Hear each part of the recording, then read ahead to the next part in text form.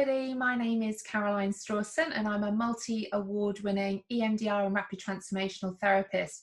I am obsessed with helping you understand the trauma of narcissistic abuse, helping you move from complex PTSD to have post-traumatic growth and live an even better, higher level life because of the trauma that you have been through. Because make no mistakes, narcissistic abuse is trauma. So today I want to talk to you about gaslighting. So it's a term we often hear. I didn't really know what that meant actually when I was in my marriage and when I came out. It was only when I started to explore and realize that I'd actually been in an abusive relationship that I started to understand. Now, if you are new to my channel, then a massive warm welcome. Please hit the like and subscribe button so you don't miss any of my videos. I've got lots of videos that you can scroll down and have a look at, because for me, I didn't even know I'd been in a narcissistic marriage. I thought a narcissist was just someone who loved themselves, literally. And I'm an intelligent woman. I didn't know I'd been in an abusive relationship when I came out of mine over 10 years ago now. So what exactly is gaslighting? Well, it actually comes from a really, really old film from many, many years ago. And it actually means someone trying to control or manipulate you psychologically. Now, I shared on Facebook the other day something very personal to me, which actually you can read in my book, which is called Divorce Became My Superpower. There are lots of examples in there of gaslighting, but I shared one in particular on my Facebook the other day, and I couldn't believe the response that it got, because I had so many people comment on it and so many people privately message me too. So I want to share that story with you to see if maybe you can relate. So I was 6 months pregnant with my second child, and I'd been really, really poorly. And I'd had 4 miscarriages prior to falling pregnant with my daughter. And I'd already got a son as well with my husband. Now, I was really, really sick, a lot of morning sickness. So eating just wasn't on the agenda for me. So my son and my husband were just having their dinner one night, and my husband's phone went off in his jacket pocket, which was in the downstairs toilet. Now, I happened to be walking past at that time, so I just literally, no word of a lie, literally went in to grab it just to give to my husband. He shot up out of that dinner table, grabbed it off me, started pounding on it, and it completely locked the mobile phone. Now, in my gut, I was starting to think that's a really, really odd reaction to do, because I was actually getting it to pass it to him. So immediately that made me start to think, what's going on here? So I said to my husband, listen, sit back down, have your dinner. I will call the mobile phone company, because the phone was actually in my name. I said, I'll call them, I'll unlock it, and then you'll be able to hear whatever the message was. Now, he must have been really worried by this stage, because he was saying, no, it's fine, we'll sort it out. I'm like, no, don't worry, I will go and I will unlock it for you. So he went back to having dinner with our son. So I am sure his heart was probably pounding a lot at that stage. But of course, for me, there I am, 6 months pregnant, thinking, what's going on here? So I went into our study, I called up the mobile phone company, and then I listened to the voice message. Now, this voice message didn't say my husband's name, but what it did reference was our son's name. And it was very much a message meant for my husband, but without saying my husband's name. But everything else related was totally related to our life. So I remember walking out of the study, holding the phone. I wasn't going to let him have the phone. I put it to his ear and I just looked at him and said, get out. And he looked at me and it was like, what?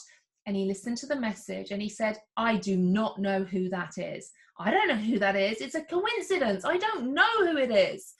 And I was saying, come off it. They say our son's name in that. And he said, but I don't know. I don't know who this person is. So in that moment, I'm thinking, hold on a second. This is my husband. He's looking me in the eye, telling me this isn't true. But my gut was saying, it's true, it's true, it's true. But he was my husband and he was looking me in the eye. And I was 6 months pregnant and we'd got our son.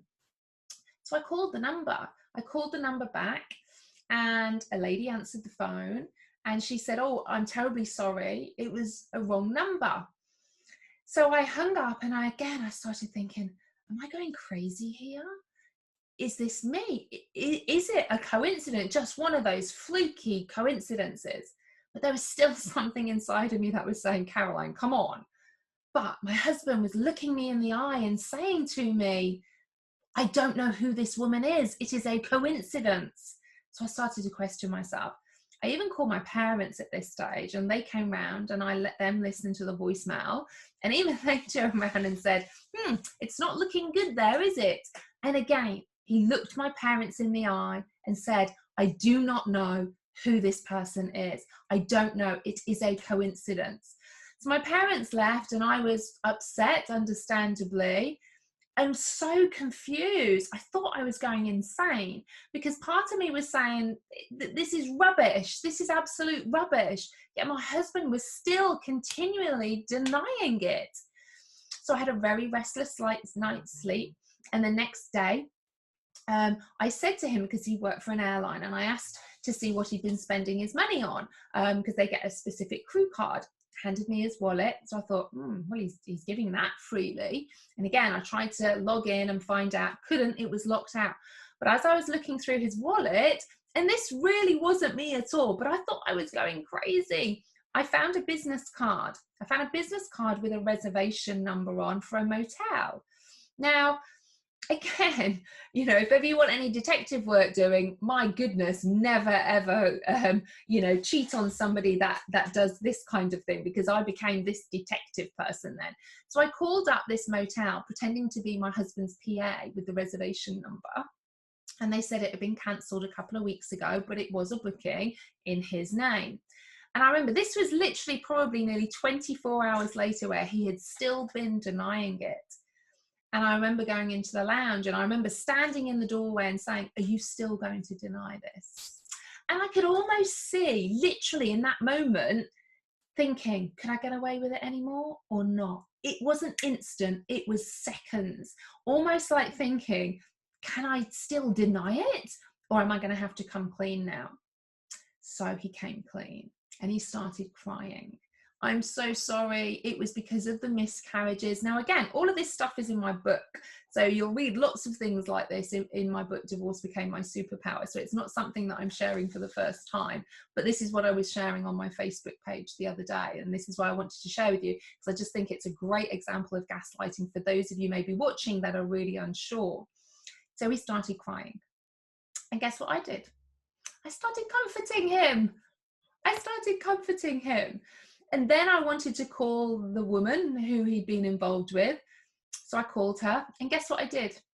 I comforted her, because she got really upset too, because she didn't know I was pregnant. So there I was, 6 months pregnant, comforting two people that had been having an affair. Now you might look at that and think, how crazy are you, Caroline, by doing that? But this is why I wanted to share this story, for a number of reasons. One, I wanted to highlight to you what gaslighting is. It is a slow and insidious form of psychological manipulation, and it leaves you feeling the crazy, the insane one. And for me, I was questioning myself in that 24 hours, because I got my husband looking me in the eye saying one thing, and yet my gut was just saying something wasn't right. Yet genuinely, I started to think, maybe this is a coincidence. And it was really only by chance that I found that business card, the motel card, that I called. Because had I not, then I don't really know what I'd have done, because I'd been in this abusive relationship. My brain wasn't functioning correctly. When you're in an abusive relationship, your brain changes physiologically. Now, don't worry. It can change back, so don't worry. It just means that our emotional part of our brain, what we call the limbic system, we have the hippocampus in there, which is our memory center, that shrinks. And we get lots of lack of focus, brain fog, all of the things like that. And the amygdala, which is our fear center, really becomes permanently on high alert, because we're just really in a trauma response all of the time. Fight, flight, freeze. And when we're dealing with abuse like narcissistic abuse, we also have something called the fawn response, which is very much like that trauma bonding. I'll do anything just to try and make it where everything's nice. And, it's as easy as possible, because you're literally in survival mode then as well. So there I was, 6 months pregnant, and what could I do? Now, if you'd have said to me before I got married, what would you do if anyone cheated on you when you were in a relationship? I'd have said, they are out the door. But there I was, 6 months pregnant. We got a son together. We got a home together. So I stayed. And in fact, I stayed another 2.5 years.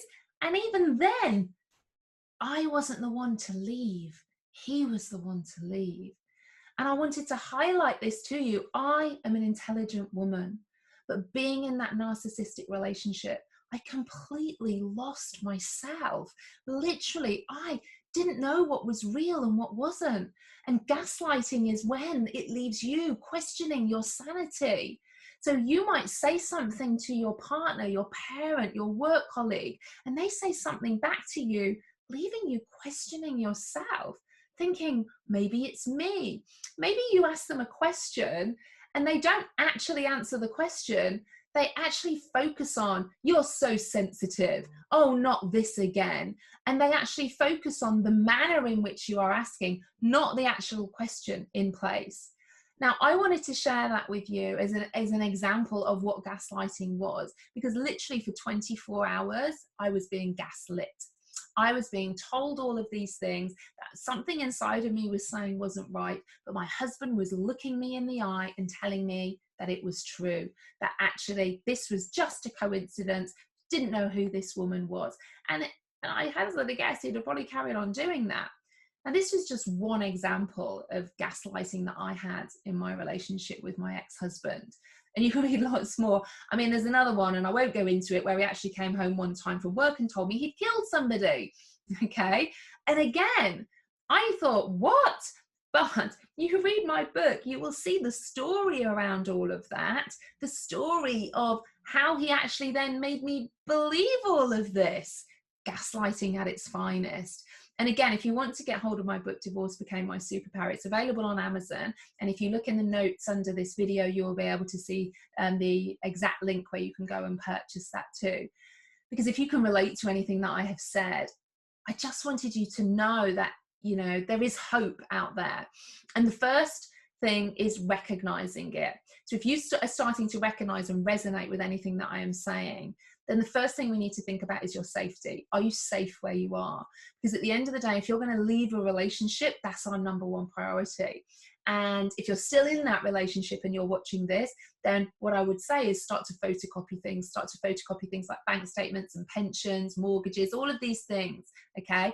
And find a box that you can put them in where no one is going to find that, and just slowly start to prepare maybe an exit strategy. Of course, if you aren't safe, then there are lots of local domestic abuse charities that you can go to, and you can go into a refuge. But if you are safe where you are, and you're starting to recognize this, start to keep a diary, start to keep a journal, document everything, and start to put things like those photocopies in a box. If you can also start to squirrel some money away as well. So that might even be 20, 30 pounds or dollars a week, whatever that is. If you can start to have a little bit of a survival fund for you for that moment if you have to go. A lot of family lawyers will also give you maybe an hour's free time as well. Get to know what your options are with all of this. Gaslighting is abuse. It's not just somebody trying to make you feel crazy. It is abuse. Narcissistic abuse is trauma, and trauma makes us behave very, very differently.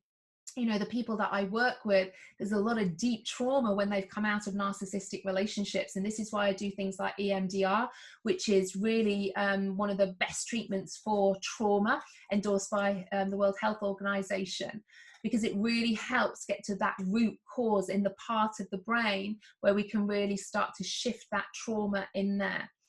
So if you can resonate with this, please comment below. Let me hear your stories of any gaslighting that you had as well. Please know that you are not on your own. I have a group on Facebook called Divorce and Breakup Support After Narcissistic Abuse.